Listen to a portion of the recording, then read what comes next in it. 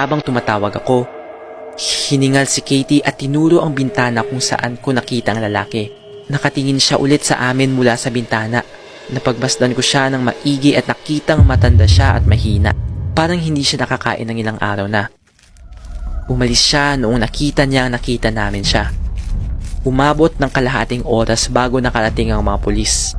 Umiiyak si Katie na bakit ang tanga daw niyan na iniwan na di nakalak ang mga pintuan. Noong dumating ang mga pulis, may kumestyon kay Katie at dalawang tumingin sa bahay. Bumalik sila at sinabing wala silang nahanap sa loob ng bahay. Pero nakita nilang nakabukas ang pintuan sa likod. At kung sino man yon ay ginamit ang pinto palabas at tumakbo papunta sa kakahuyan. Pero sigurado silang walang laman ng bahay. Noong umalis ang mga pulis, pinakiusapan ako ni Katie na matulog doon dahil natatakot siya na mag-isa sa bahay.